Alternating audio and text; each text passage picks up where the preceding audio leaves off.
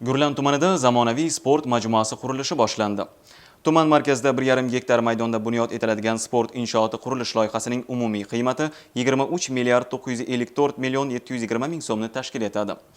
Majmua ishga tushishi bilan bir vaqtning o'zida 600 nafar yoshlar sportning 14 ta turi bilan shug'ullanish imkoniyati yaratiladi. Majmuaga tamal tosh qo'yish tadbiridan muxbirimiz xabar beradi. Aholi o'rtasida sog'lom turmush tarzini keng targ'ib etish, yoshlar sportini rivojlantirish va ularning bo'sh vaqtlarini mazmunli o'tkazish borasida olib borilayotgan islohotlar, ularning samarasini mamlakatimizning barcha joyida ko'rishimiz mumkin. Prezidentimizning tashabbusi bilan viloyatimiz markazidan qariyb 40 kilometr uzoqlikda joylashgan Gurlan tumanida yoshlar sport majmuasi qurilishi boshlab yuborildi. Majmuaga tamal toshi qo'yilishi tadbir Davlat bojxona qo'mitasi rahbariyati, viloyat va tuman hokimligi, qurilish tashkiloti, homiy tashkilotlari, viloyat turizm va sport bo'limi xodimlari, mehnat faxriylari, sportchilari ishtirok etdilar. Buni aytish oson. Lekin juda tarixiy, juda muhim narsa bu.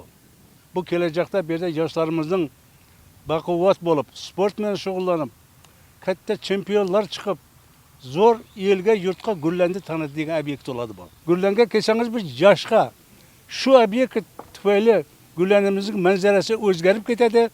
Gurlanimizga kelgan odam qaysi shahar bu, qayer deb aytadigan bo'ladi. Biz xursandmiz. Hammamiz shu qurilishda ishtirok qilamiz. Boshlangan ish xayrli bo'lishi uchun qurbonlik qilinib, Qur'on tilovat qilindi. Bunday sharoitlarni bir paytlar orzu qilgan, ammo ular orzuligicha qolib ketgan tuman oqsoqollari bundan 50 yil oldin hashar yo'li bilan qurilgan sport maydoni yonginasida xalqaro talablarga javob bera oladigan muhtasham bino qad ko'tarishidan minnatdor. Orzu qilganmiz bizlar shunday bir kompleks bo'lishini, yanında stadion bor, Ko'na stadion, shuni qurishda hashar yo'li bilan qurganmiz, lekin bu Dumam talabga javob beradigan narsa emas edi. Endi buni hozir qurilayotgani bir hamma narsani o'tirsa bo'ladigan ichida sport o'yinlari, kurash, yedinaboshlar hamma narsa o'tirsa bo'ladigan bir kompleks bo'ladi-da. 1,5 gektar maydonga qurilayotgan inshootga 23 milliard 954 million 720 ming so'm pul mablag'lari ajratilgan.